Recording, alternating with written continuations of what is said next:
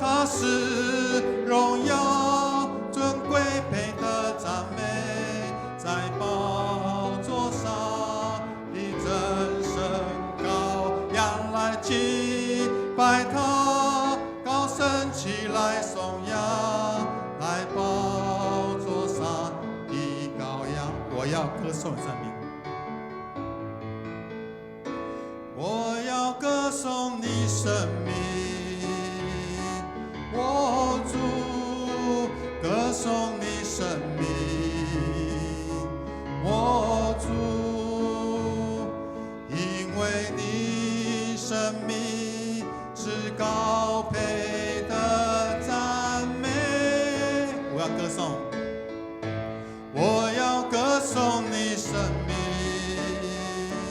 我主歌颂你生命，我主，因为你生命至高配的赞美。我要荣耀，我要荣耀你生命，我主荣耀你生命，我主，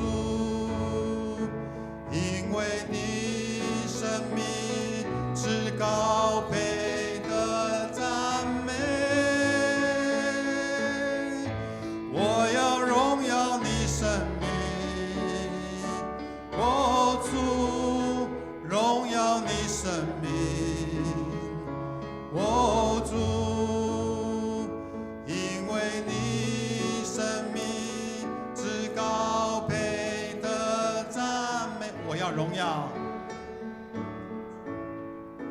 我要荣耀你生命，我主荣耀你生命，我主，因为你生命至高配的赞美。要荣耀你生命，我主荣耀你生命，我主，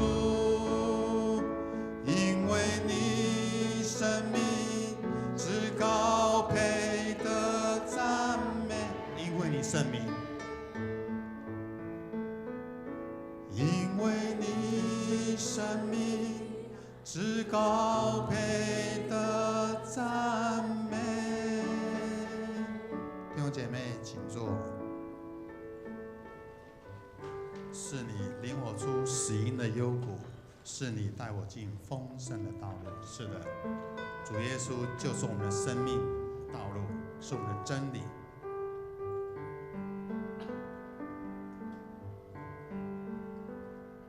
是你领我出死荫的幽谷，是你带我进丰盛的道路。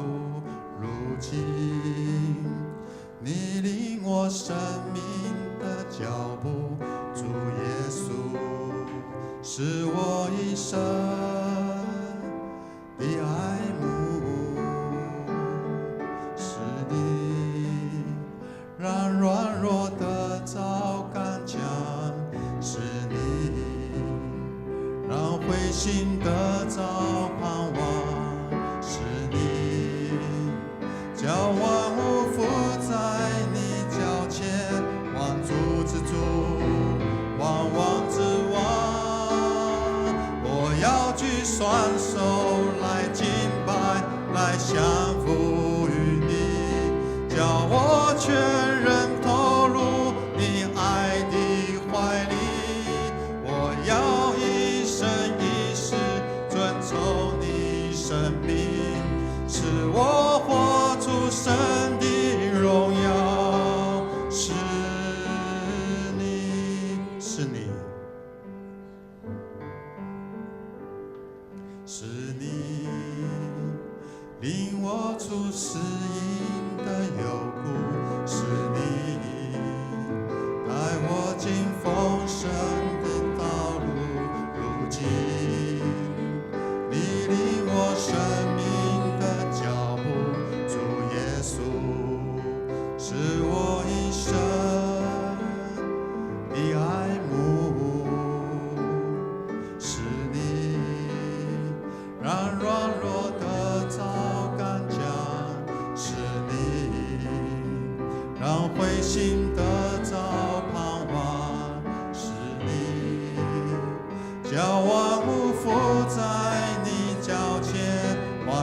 如此主，万万之王。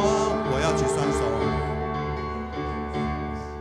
我要举双手来敬拜，来降服于你，叫我全人投入你爱的怀里。我要一生一世遵从你生命，使我活出神的荣耀，是你。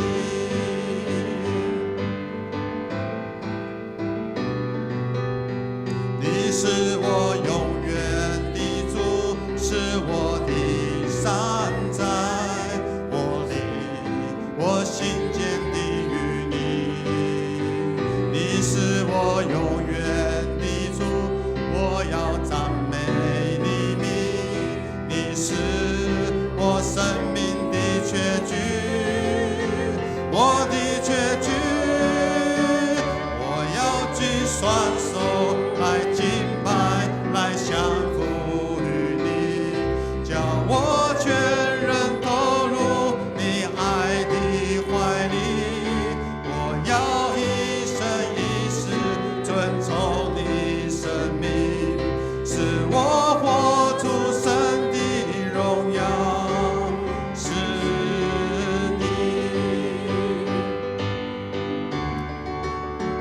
我要举双手来敬拜，来降服于你，叫我全人投入你爱的怀里。我要一生一世遵从你生命，使我活出神的荣耀，是我举双手，我要举双手来敬拜，来降服于你，叫我全人投入你爱的怀里。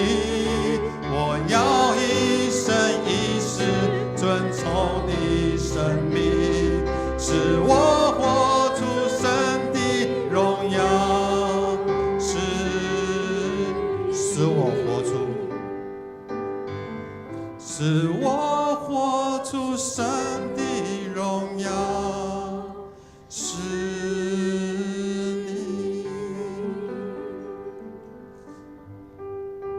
是的，主，除你以外，在天上我还能有谁？在地上我别无眷恋。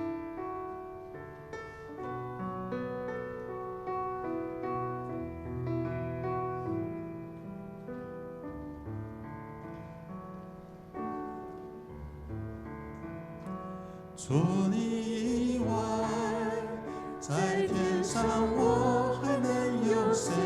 除你以外，在地上我别无眷恋。除你以外，有谁能擦干我眼泪？除你以外，有谁能带给我安慰？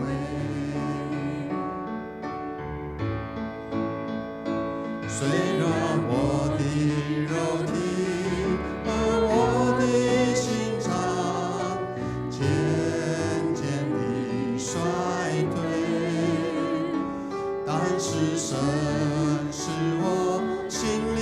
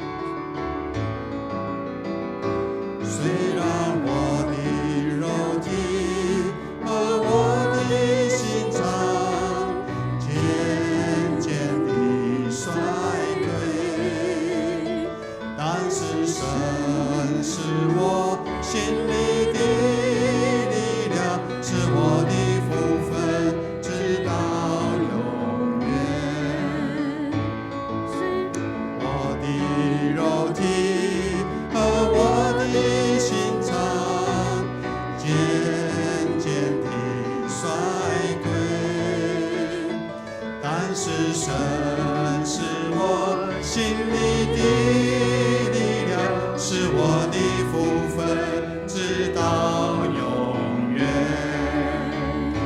虽然我的肉体和我的心肠渐渐地衰退，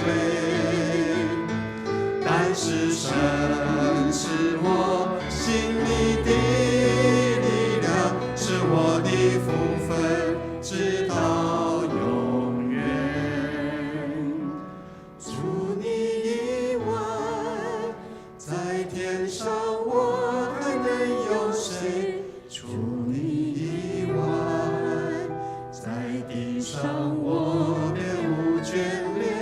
除你以外，有谁能擦干我眼泪？除你以外，有谁能带给我安慰？是的，天父上帝，除你以外，我们还能有谁？除你以外，在地上我们别无眷恋。你是我们的盼望，是我们的高台，是我们的帮助，是我们的避难所。这时候，我们今天要来与主一起领受主耶稣基督为我们所预备生命的宴席。有求你借着这个时刻，再次使我们能够警醒预备。当我们领受耶稣的宝血和身体的时候，愿你的灵，愿你的恩典充满在我们每一位弟兄姐妹的生命当中。献上我们的感谢、祷告、祈求、敬拜，奉靠主耶稣基督的名，阿们。奉主耶稣基督的圣名，欢迎凡属于他的教会，按教规可领圣餐的弟兄姐妹一起来守主的圣餐。亲爱的弟兄和姐妹，请注意听主耶稣对凡归向他的人所说那恩典的话。启示录第3章20节说：“看哪，我站在门外叩门，若有听见我声音就开门的，我要进到他那里去，我与他，他与我一同坐席。”愿主耶稣基督的恩典与你们众人同在。亲爱的弟兄姐妹们，请注意听主耶稣设立圣餐，就是保罗在哥林多前书11章，保罗说：“我当日传给你们，原是从主耶稣所领受的。”主耶稣被卖的那一夜，拿起饼来祝谢了，就擘开说：“这是我的身体，为你们舍的，你们应当如此行，为的是纪念我。”饭后也照样拿起杯来说：“这杯是用我的血所立的新约，你们每逢喝的时候要如此行，为的是纪念我。你们每逢吃这饼、喝这杯，是表明主的死，只等到他来。”当主耶稣被卖的那一夜，拿饼祝谢，所以我奉他的名，照他的样式，我们一起来感谢上帝。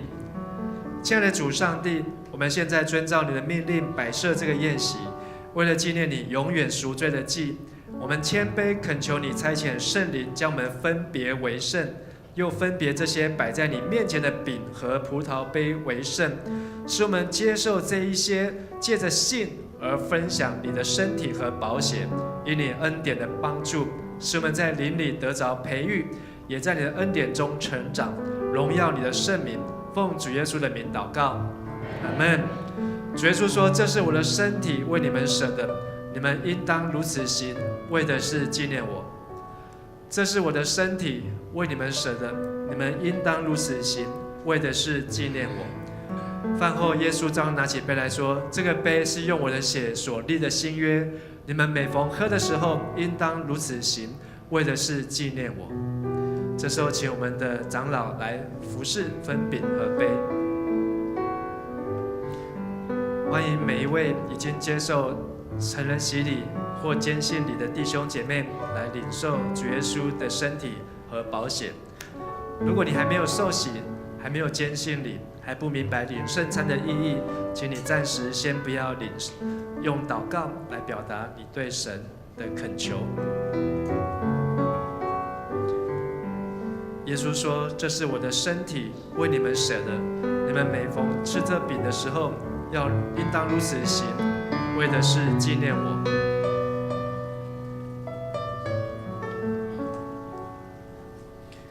这个杯就是新约，是用我的血所设立的。你们每逢喝的时候，应当要如此行，为的是纪念我。”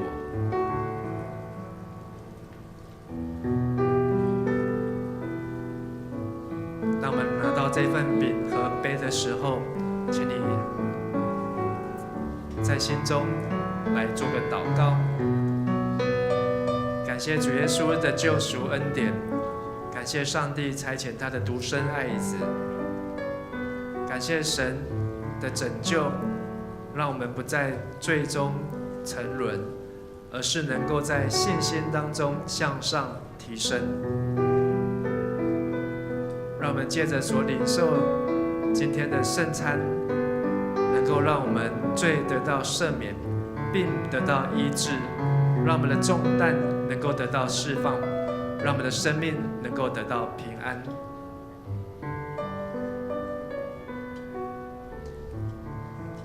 耶稣说：“这是我的身体，为你们舍的，你们应当如此行，为的是纪念我。”这个杯是用我的血所立的新约，你们每逢喝的时候，应当如此行，为的是纪念我。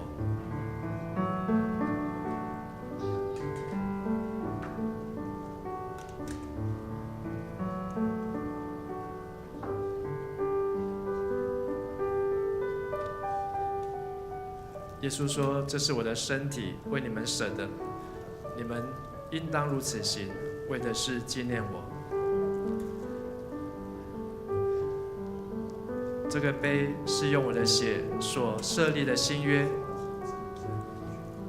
你们喝的时候应当如此行，为的是纪念我。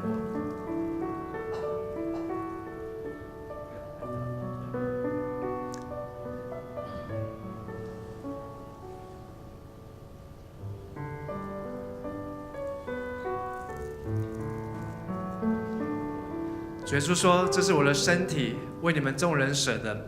你们每逢吃的时候，应当如此行，为的是纪念我。”让我们一起来领受。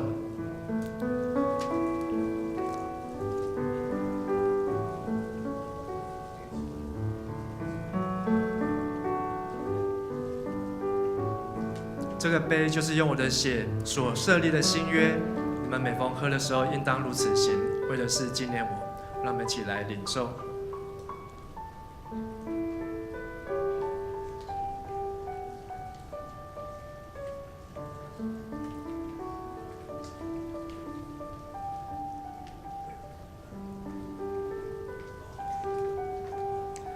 你们每逢吃这个饼、喝这杯，是表明主的死，只等到他再来。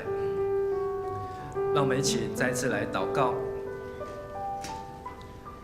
无所不能的父上帝，我们全心感谢你，因着你极大的爱，使我们能够领受你的圣餐，是培育我们灵魂真实的食物，也再一次使我们明白你喜爱我们，保守我们，也让我们明白我们是满有圣子奥妙身体的肢体，就是受祝福忠实的信徒，也是你永远国度的后裔。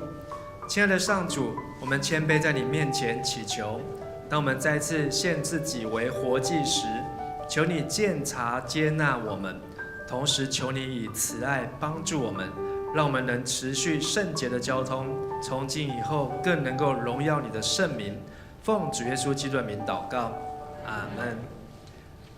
我们这时候要来奉献，奉献是基督徒感恩的表现，是出于甘心和乐意。如果你不明白奉献的意义，请用祷告来表达你的感恩。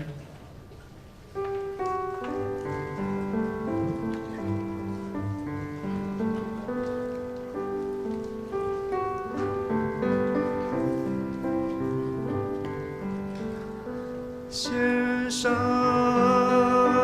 感恩的心，归给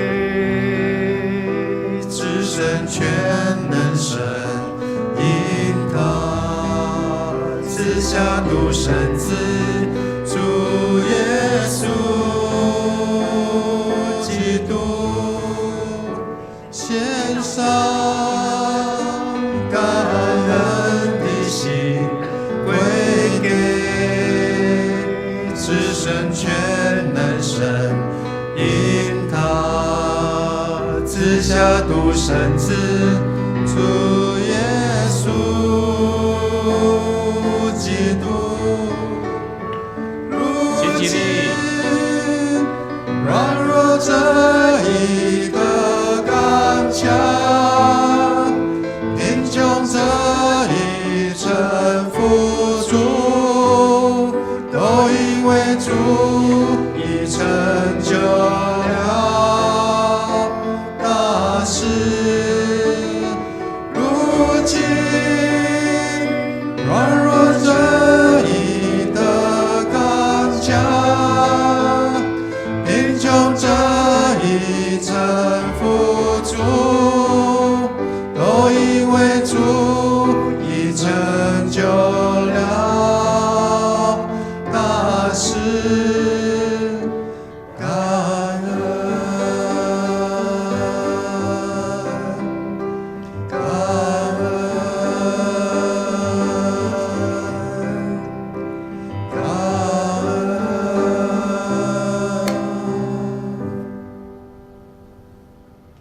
亲爱的天父上帝，谁能像你呢？你是首先的，是幕后的，除你以外没有别的上帝。感谢你给我们极大的恩典，能够认识你。感谢你让我们可以相信你，并从惧怕中得释放。你是我们的避难所，一切的患难都不能使我们与你的爱隔绝。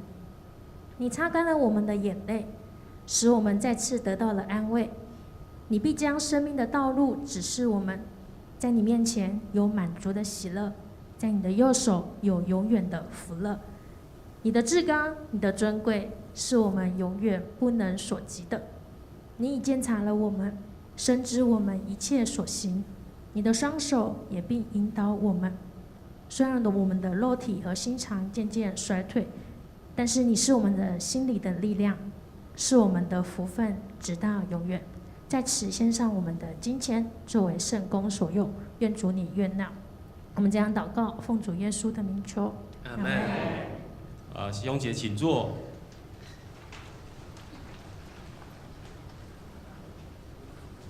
好，那我们先来读这一周的金句哈，我们一起来哦，来。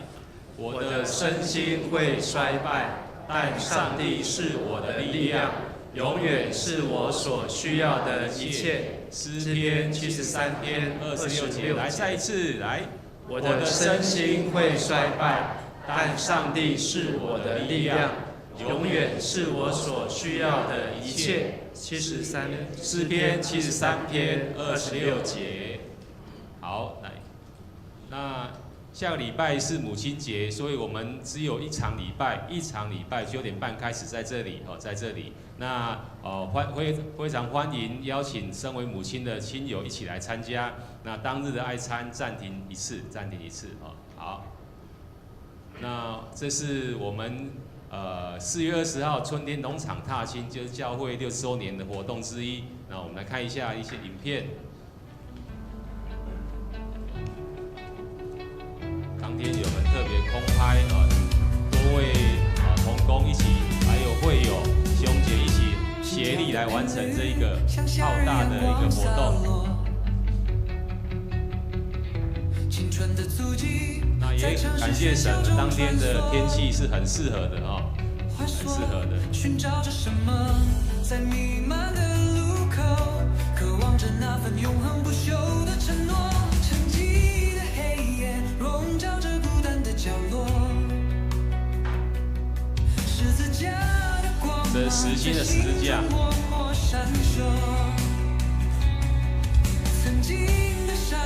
非常完整，非常完整，也很感谢各位同工的协力。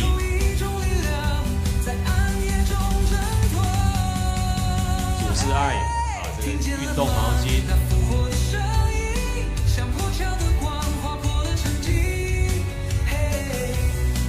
这算一个创举一个创举。这是一个空心的十字架。有渲染的那种作用。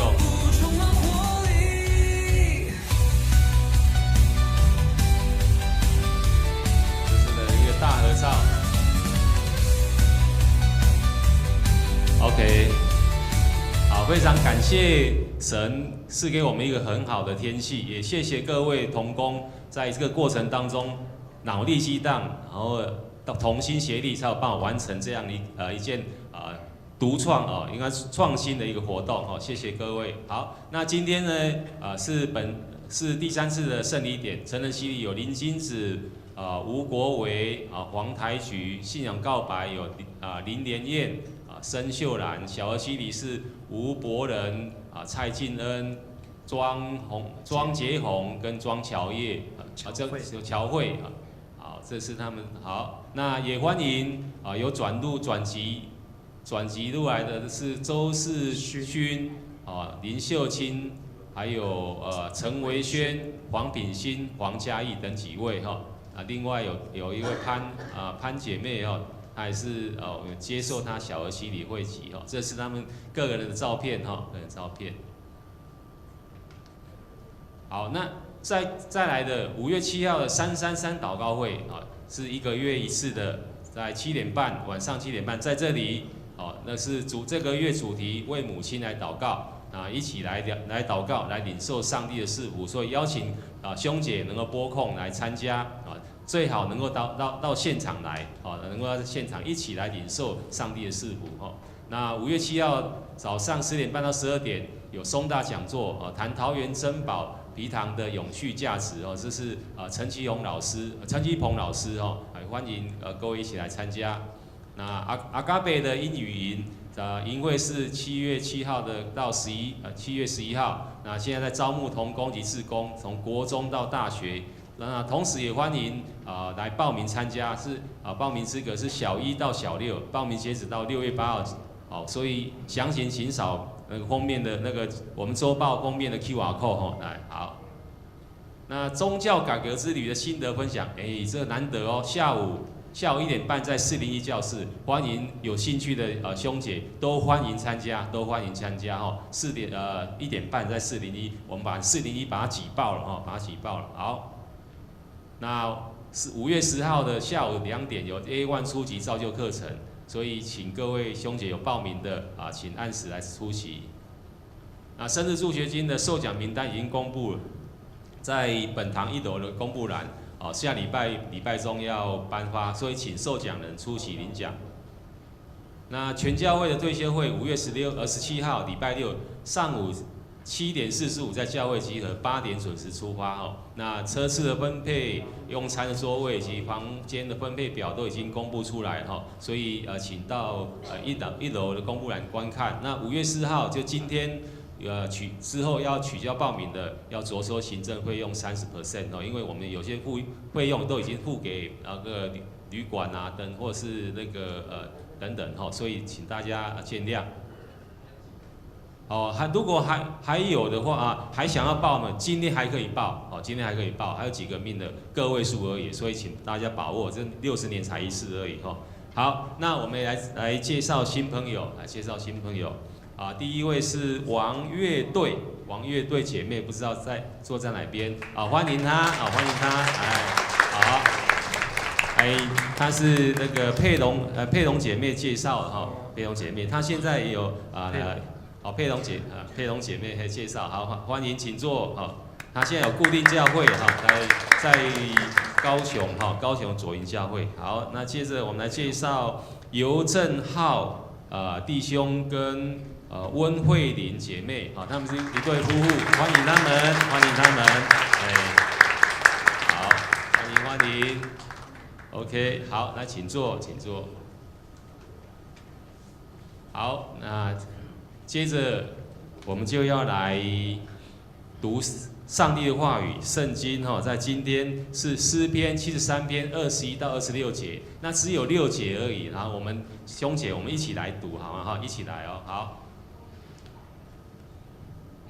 来21节，我本来心怀不平，我的情感被伤害，我竟像野兽一样愚昧，我无法了解你，然而我仍然跟你在一起，你不断地用手扶持我，你以劝告辅导我，最后还要接待我，使我得光荣。除你之外，在天上我还有谁呢？既有了你，在地上我还要谁呢？我的身心会衰败，但上帝是我的力量，永远是我所需要的一切。好，今天的讲道要请本堂主任牧师陈博士牧师他的讲题是除你以外，除你以外。我的那个简报笔了。好，各位弟兄姐妹，大家平安。很高兴我们能够在主日今天一起来聚集领受圣餐。好，那在这里有一段影片，是我们在复活节的影片，在这边要跟大家一起来分享。我们先来观看这段影片。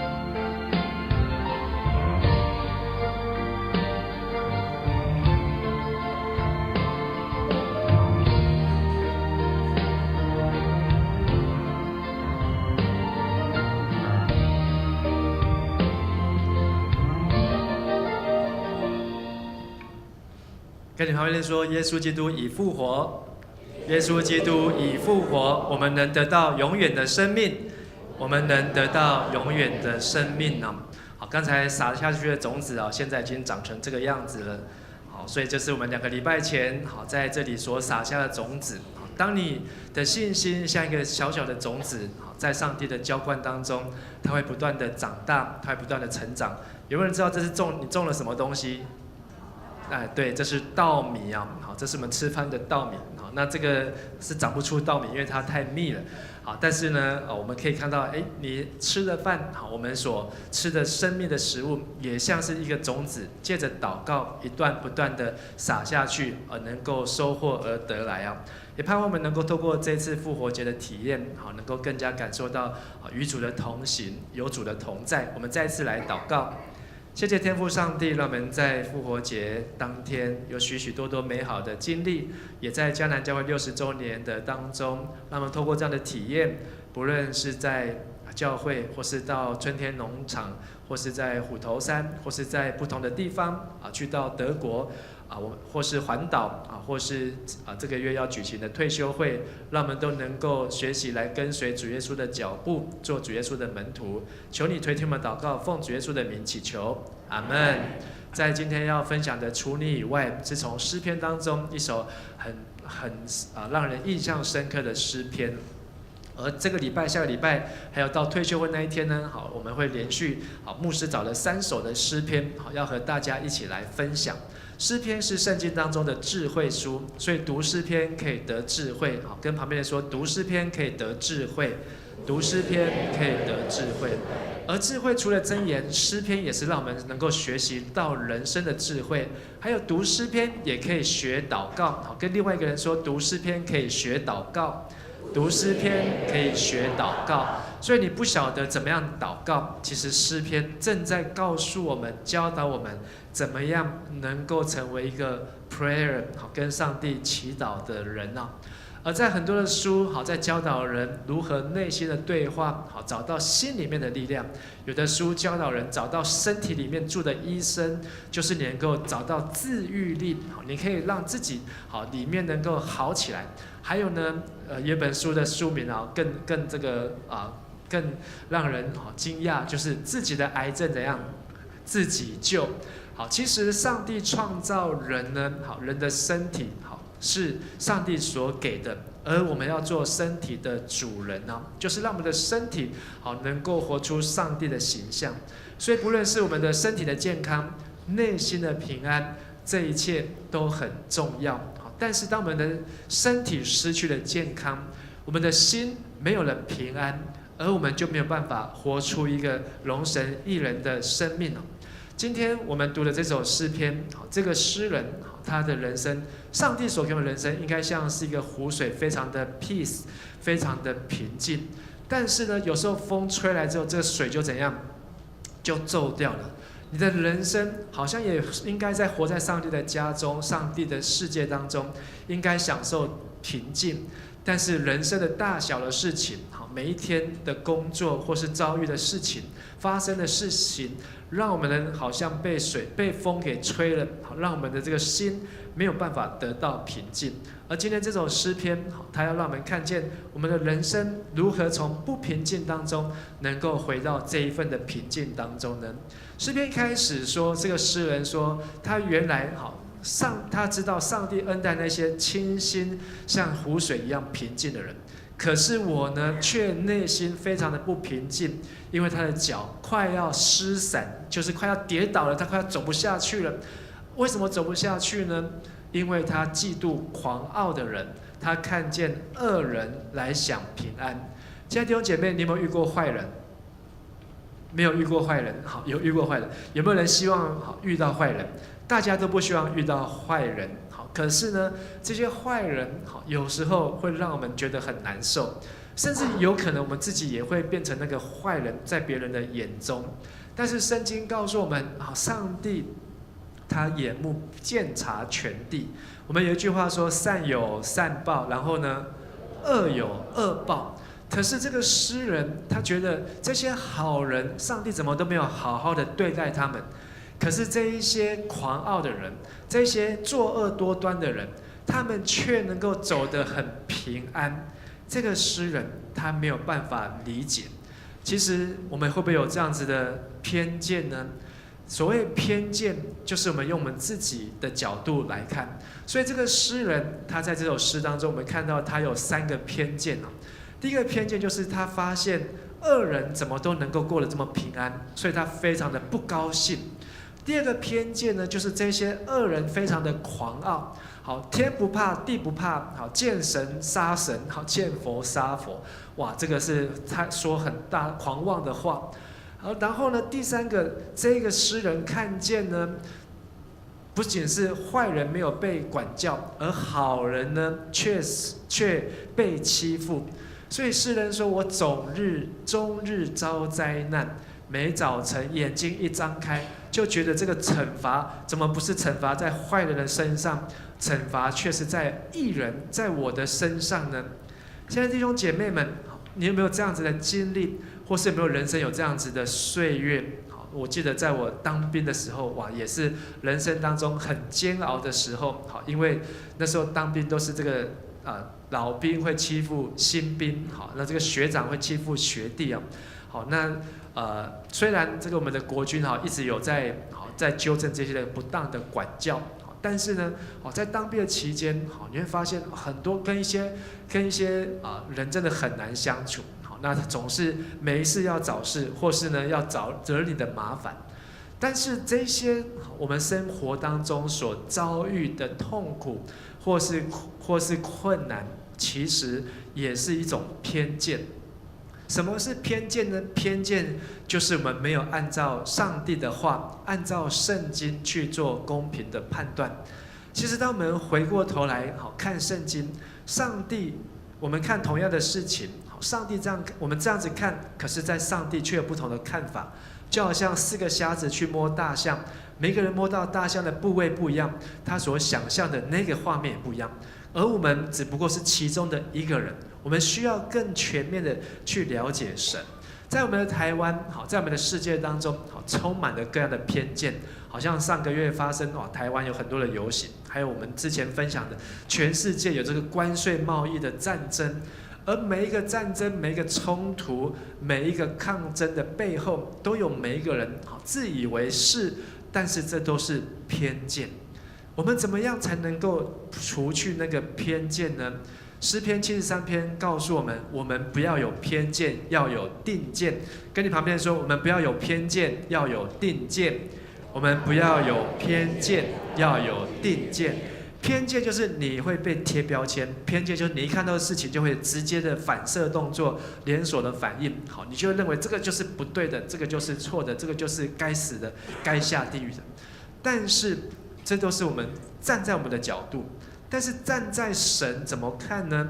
这个诗人他能够学习到定见，很重要的，从第15节开始，一直到20节。诗人他学习人生怎么样不要有偏见，能够有定见。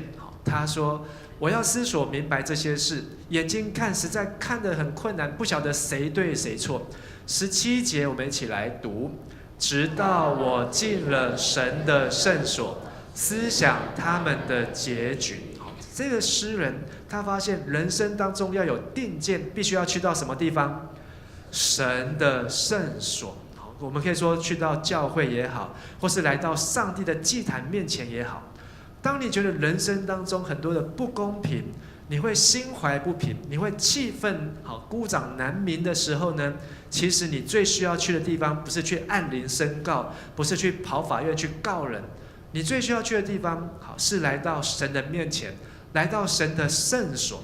上帝会在那个地方来显露这些作恶的人的结局。所以这个诗人他发现，原来作恶的人不是恶没有恶报，是上帝会有定局。而这个定局在第18节，我们一起来读：你实在把他们安放在滑地，使他们跌倒灭亡。上帝，这个诗人原来觉得说，上帝怎么都是眼睁睁的看着义人受苦，而这些坏人呢，却都能够逍遥法外。可是这个诗人看见说，原来上帝不是没有作为，上帝的作为是把这些作恶的人放在什么地方？平滑的地方。意思就是说，这些作恶的人，他怎么会越来越顺利？他怎么还能够锦上添花？他怎么能够得享安眠？甚至呢，他做这么多的坏事都不用抓去关，然后还有这么多人来厚葬他，还称赞他，还跟随他。但是这个诗人看见上帝的作为，就是把作恶的人让他的一生非常的平顺。但是在一个平顺一个时间点的时候，上帝使他们突然跌倒，而且瞬间灭亡。19节，这些恶人作恶的人，他们转眼之间成了何等的荒凉。意思是说，这些作恶的人，他们想说：哇，我这样子做，好，神明也都没有惩罚我，神明也都没有管我，所以就可以继续的作恶犯罪下去。却没有想到，在没有准备的时候，上帝的管教就来到。以至于他们完全没有做任何的准备，转眼之间，他们都被惊恐所吞灭了，而他们不晓得该怎么办，没有人能够搭救他们。而这些义人呢，虽然他们人生活在痛苦当中，但是20节，最后20节我们一起来读，请：人睡醒了，怎样看梦？主啊，你醒了，也必照样轻看他们的影像。义人一开始是心怀不平，这些相信上帝、坚持不犯罪的人，一开始是好像觉得怎么这么样的痛苦。可是当他明白上帝的作为，他说他好像睡醒了一样，他也知道他过去所受的苦，这些苦已经换成永远极重无比的荣耀，好像耶稣在十字架上所受的苦一样。好像你在跟着耶稣撒下一个希望的种子一样，但是这个种子你在等待它有一天最终来发芽。所以定见就是只凭信心不凭眼见。好，请跟牧师说一次：只凭信心不凭眼见，只凭信心不凭眼见。我们的眼睛看很多的资讯，很多的手机，看很多的电视，看很多的这个情境，但是我们会信以为真。现在的 AI， 刚才我们这个我们的影片是真的不是 AI 做的，可是那首歌呢是 AI 做的。好，讲到这个十字架，这个很厉害 AI， 短短几秒钟就帮你做一首十字架的歌，然后就可以用在我们的影片当中。可是这个世界上有很多的真真假假，我们需要有定见，就是能够去凭着信心来相信、看见上帝的作为。所以这个诗人从他的偏见，他学习到来到上帝的圣所，要找到定见，而有了定见，最后上帝要给他的是一个远见。什么是远见呢？我们继续来看这诗篇的最后面，这个诗人的远见，他也学习到3件事情。第一件事情，他发现我怎么这样的愚昧无知，在上帝的面前好像畜生一样。什么是畜生？畜生就是你跟他说话，他听得懂听不懂？好，听不懂。好，你们家的宠物是不是畜生？他应该听得懂啊，所以他可能不是畜生。但是这个诗人在形容说，他怎么这么样的愚昧？上帝对我们所说的话，只凭信心，不凭眼见。但是我是却凭眼见，却不相信上帝的话，所以我在你面前如同畜生一样。亲爱的弟兄和姐妹，如果你不想要在上帝的面前如同畜生，你必须要怎样？听懂上帝的话。好，请跟牧师说一次：听懂上帝的话。听懂上帝的话，不是只有听而已，还要能够懂，听得到，还要能够行道。这样我们在上帝面前才不会像是畜生。上帝说人话，我们却听不懂人话。而上帝写在圣经当中写的话，不是给动物看的，不是给畜生看的，是给人看的。所以我们要学习读圣经，听懂上帝的话。所以他开始有一个远见，就是明白我要去学习上帝的话。第二个远见，他就是邀请上帝的同在。23节，好，我们请来读。然而我常与你同在，你搀扶我的右手。所以这个诗人，他发现右手代表是他的力量，他的力量必须要从上帝而来，不是靠自己的力量而来。所以他要怎么样靠上帝的力量，就是要邀请上帝的同在。所以他开始有了一个远见，就是知道做事情不是靠势力，不是靠才能，是依靠上帝。而第三个远见呢，就是他发现上帝是他心中的力量，而这个心中的力量，他必须要把它保守住啊。好，所以我们一起来读25节和26节啊，请。除你以外，在天上我有谁呢？除你以外，在地上我也没有所爱慕的。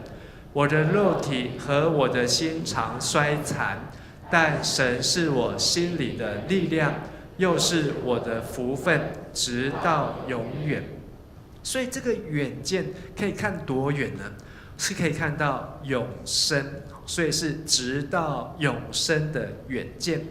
这个诗人一开始让我们看到他是一种心怀不平的偏见，看到这个也不满意，看到这个也不高兴，看到那个也要念，看到这个也要骂。哇，他觉得上帝啊，你到底在哪里？没有公道，没有公平，好，上帝你不存在。可是当他来到圣所之后，他得到的定见，知道善有善报，恶有恶报，不是不报，只是什么？时候未到。好，所以这句话可以说是从圣经里面浓缩出来的。上帝在锁定的日子、审判的时刻，当时候一到，有准备的人，他就能够从上帝的审判当中得着平安。没有准备的人，就像恶人一样，上帝的审判来到的时候，他是完全的措手不及。就好像这个关税的战争一样，有准备没有准备，还是上个礼拜这个黄天仁牧师在这边跟我们分享的防灾的这个演练一样，地震来了，台风来了，火灾来了，或是这个战争来了，你有没有准备？有准备没有准备，后果非常的不一样。但是这一份定见呢，是明白恶人必定要遭难，义人才能够享受永远的平安。即便这个恶人在地上都过得很顺畅，过得很顺利，甚至呢也死了之后什么事情都没有发生，但这也不过是暂时的。只有在天上，上帝的惩罚刑罚才是永远的，奖赏也是永远的。好，这一张照片呢，是一个网络的摄影师，他在这个今年的除夕在嘉义市拍照。那天除夕的早上呢，今年除夕天气非常的好，所以当他拍照的时候呢，他发现看到那个山1层、2层、3层、4层、5层，看到好几层的山，其中那个最后面最高的那一座山是什么山？玉山，是玉山的主峰3900多公尺。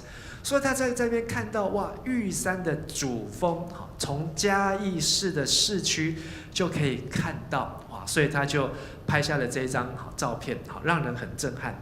但是这张照片呢，好像诗篇73篇的情境，就是我们活在这世界当中，好像活在一个纷纷扰扰的市区。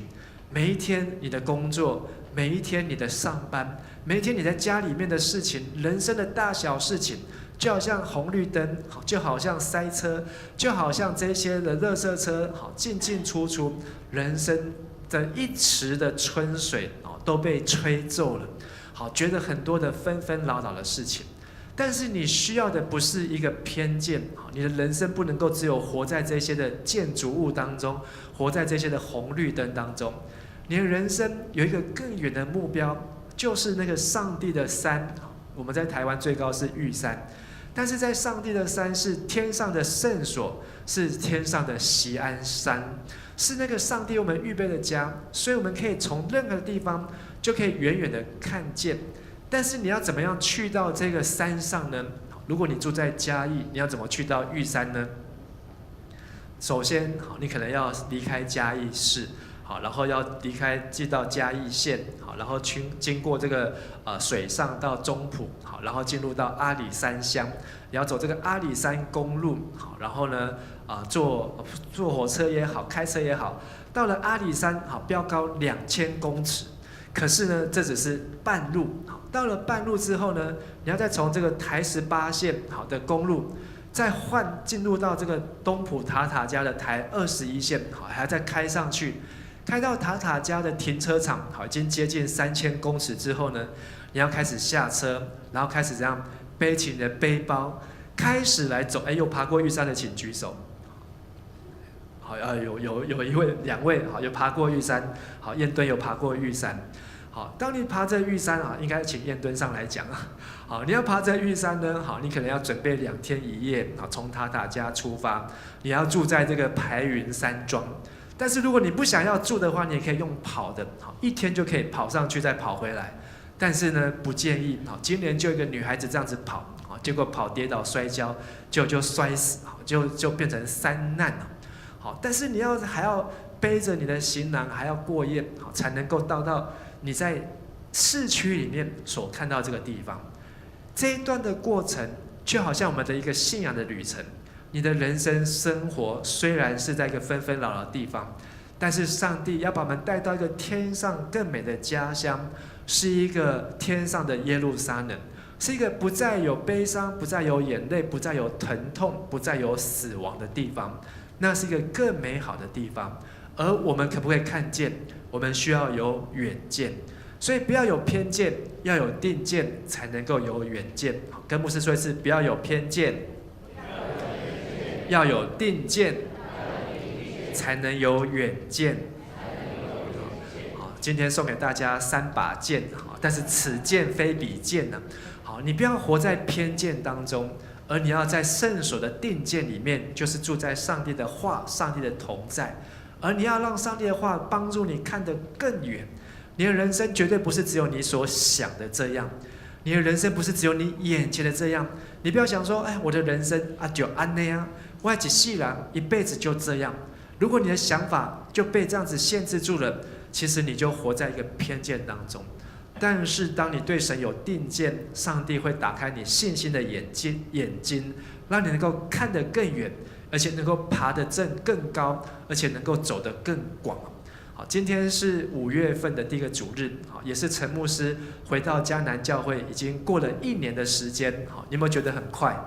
好，有觉得很快。好，牧师觉得呢也很快。好，但是这1年当中呢，好，发生了很多上帝带领的工作。从刚刚好回到去年这个时候，好，开始在迦南教会赴任就任，但是不晓得上帝要怎样带领迦南教会。可是1年来呢，真的看见上帝带领我们点点滴滴，好，数算不尽，真的充满很多的恩典。而这1年来呢，好，也是我们一起学习和成长。好，虽然牧师觉得还是有很多的不够，觉得还是有很多的不足，但是除了依靠上帝，还需要弟兄姐妹大家一起的来努力哦。而让牧师在这1年当中好的体验当中呢，我觉得去德国这件事情，好，真的是一件非常不可能的任务，好，但是他却完成了。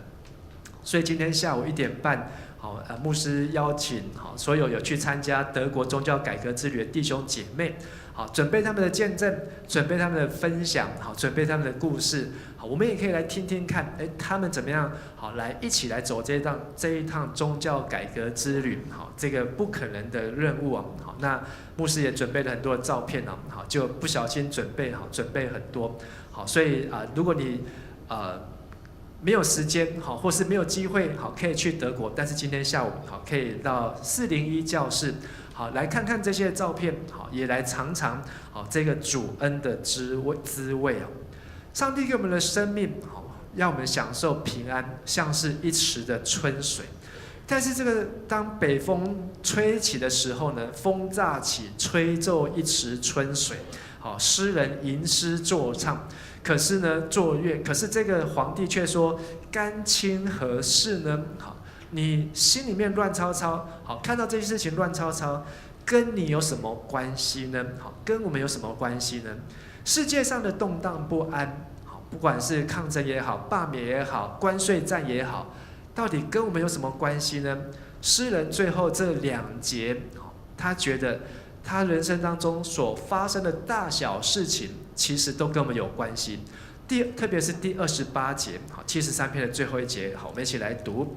但我亲近神是与我有益，我主耶和华为我的避难所，好叫我述说你一切的作为。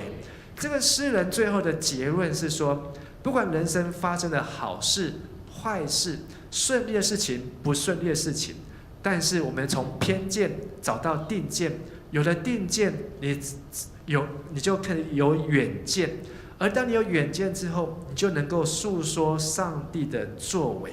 所以最后牧师有3个提醒，就是不论我们人生遭遇如何，你的人生很平顺平静，像一池春水，或者人生一团乱，觉得这个也不行那个也不行，不晓得该怎么办。但是有3个原则我们要守住的。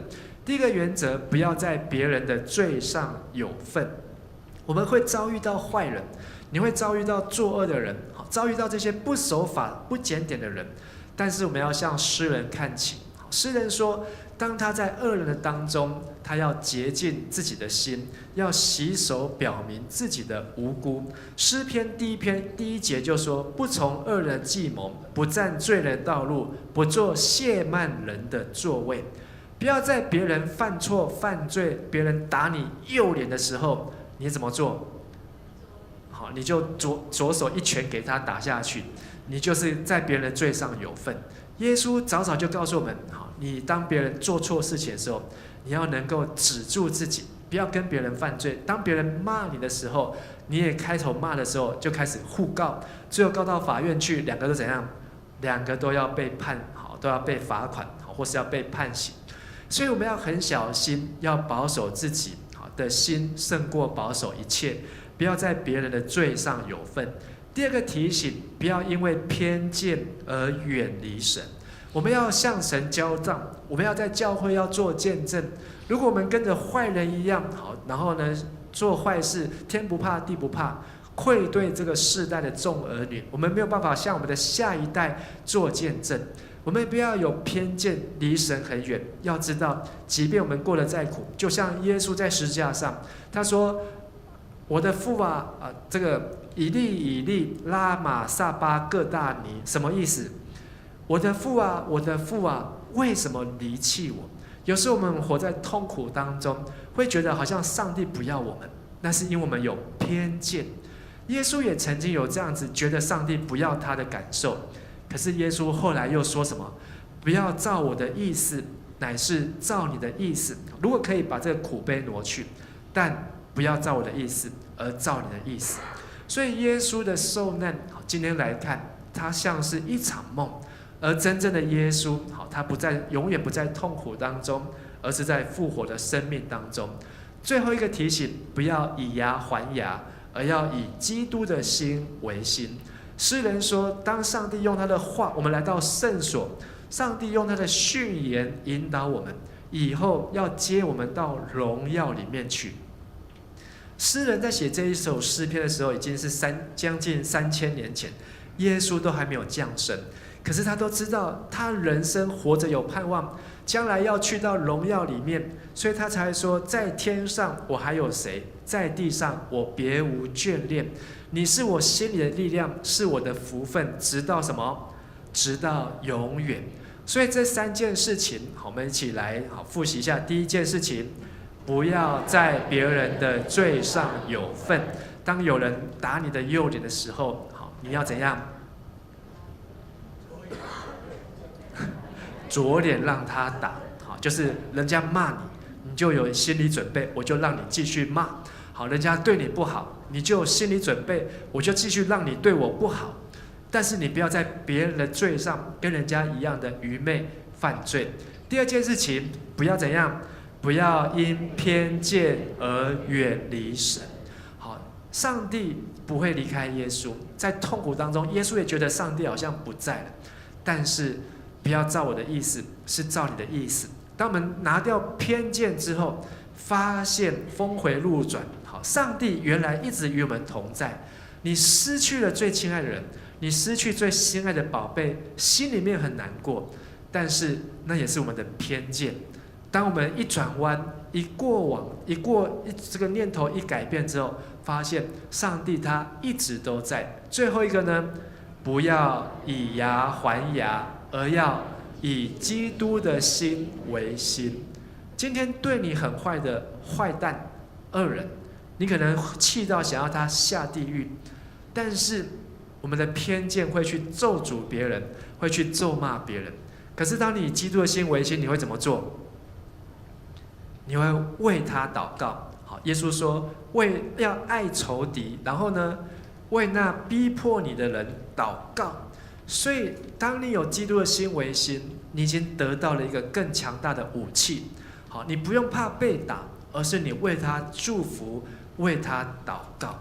所以当你为他祷告的时候，在属灵的世界当中，谁胜谁负，这个已经成为定局。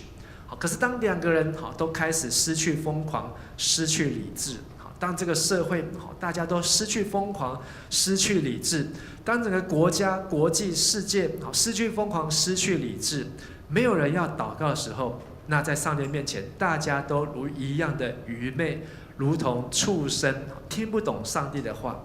而当我们祷告的时候，我们才能够回到上帝的面前。除你以外，不仅仅是一首歌，除你以外也是一个生命。这个生命是一个含辛茹苦的生命，好像这个农夫撒种，辛苦忍耐耐心等待收成。虽然我们今天这一盆我们是吃不到稻米啊，因为这一盆大概可以种多少的地呢？好，那个卖种子的说，这一盆大概可以种1甲的地，一甲的地，所以这里呢，就1甲的地可以好几包的白米几百包的米，可是呢，我们没有1甲的地。但是呢，当我们把我们的信心的种子撒在每个苦难当中，把我们的信心的种子撒在每个痛苦当中，牧师拔一根起来，让大家看一下。好，这个稻下面有一个根，这个根长下去的时候呢，就是种在上帝的话里面。所以你还记得你那一天是怎么种的？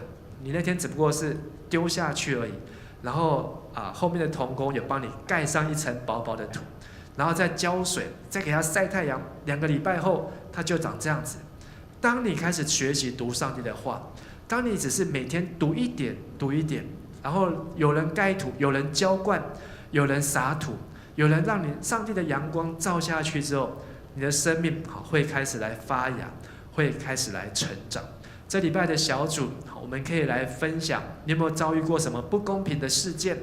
第二个，你要思想的是，在这个不公平的事件背后，你觉得上帝怎么样来看？上帝怎么样来判断呢？到底公平还是不公平？还有第三个，我们可以来学习，我们人生如果遇到不如意的事情，好像开公司、开工厂、做这个外贸、做这个贸易。好，本来应该都很顺利的，总没有想到突然4月份，全世界疯狂起来，好让他辛辛苦苦工作这么多年，现在呢不晓得接下来明天会如何。但是上帝的心意是什么？我们如何来学习寻求上帝的心意？而最后我们也为这3件事情来祷告。第一件事情，我们要祷告，求上帝保守我们的心，因为力量在我们的心中。不要让上帝的圣灵担忧，不要让上帝给我们心中的力量失去，而是能够永远的守住，邀请上帝的同在。第二个，我们要求上帝打开我们的眼睛，不要带偏见，你不要带偏见的眼镜，看这个也不满意，看那个也不满意，而是你要带上定见，在圣所里面用上帝的话来看这个世界，能够在神的面前成为一个悔改的义人，天上要与我们一起欢喜快乐。最后我们要祷告的是，求上帝给我们有能力，这个能力是我们在地上的生活能够好像在市区里面就看到了玉山一样，在我们的今世当中就能够看到来世，就能够看到永生。每一天你的生活有很多忙忙碌碌的事情，每一天你的工作有做不完的工作，但是你看到的不是只有眼前的红绿灯，你看到的是那个更远更高之处，是那更宽阔之处。我们一起从座位上站立起来，我们用这首诗歌来回应，来祷告，求上帝帮助我们能够过在地上如同在天上的生活。除你以外，在天上我还能有谁？除你以外，在地上我别无眷恋。除你以外，有谁能擦干我眼泪？除你以外，有谁能带给我安慰？除你以外，除你以外，在天上我还能有除你谁？以外，除你以外，主求你垂听我们的在祷告。地上我别无眷恋。除你以外，求你垂听我们的呼有谁能求。擦干我眼泪？除你以外，有谁能带给我安慰？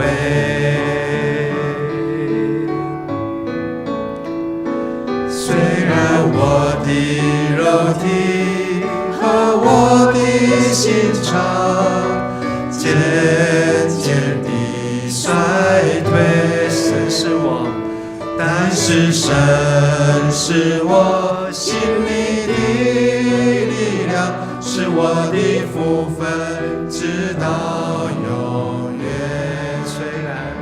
虽然我的肉体和我的心肠渐渐地衰退，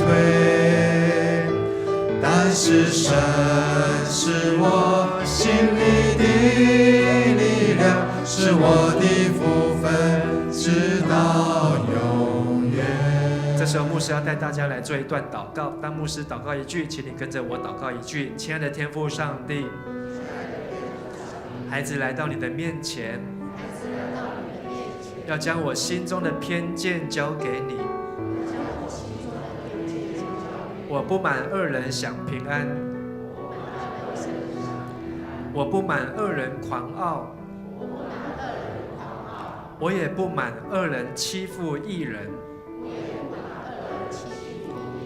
恳求上帝给我天上圣所的定见，恳求天上圣所的定，让我看见恶人的终局，也看见上帝的作为，帮助我看见义人得到永远的平安。我需要有永生的远见。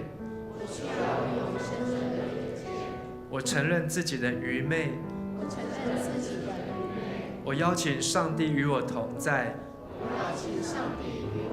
赐给我力量，保守我心中的力量。你是我的福分，直到永远。求你与我同在，与我同行，让你的话成为我脚前的灯，路上的光，直到永永远远。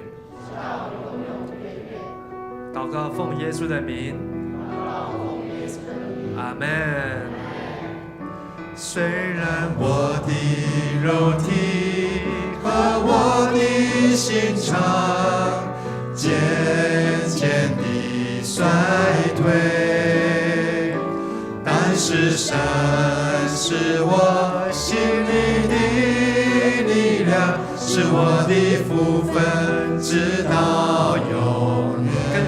更坚定的说，虽然我的肉体和我的心肠渐渐地衰退，但是神是我心里的力量，是我的福分，直到永远。但是神是我心里的力量，是我的福分，直到永远。天父上帝，我们感谢你，因为你的爱永不改变。即便耶稣在十字架上觉得上帝好像不在，即便我们生活在纷纷扰扰当中，看不见上帝的作为，但求你让我们有信心的眼睛，有天上圣所的定见，能够有永生的远见，知道上帝你永远都在。愿我主耶稣基督的恩惠、天父上帝的慈爱、圣灵的帮助、安慰与感动，常与你们众人同在，使你们不再有偏见，而能够有定见，得到永远的远见，从今时直到永永远远。阿门。那么拍掌，把荣耀归给神。哈利路亚，谢谢神。哈利路亚。举双手来。要举双手来敬拜，来降服于你，叫我全人投入你爱的怀里。我要一生一世尊崇你生命，使我活出神的荣耀，使我活出神的荣耀，使我活出神的荣耀，是你。拍掌，将所有荣耀归给我们的天上上主。我们今天聚会到这边，好，在我们离开以前，我们彼此请安，愿神祝福大家，我们下个礼拜见，平安。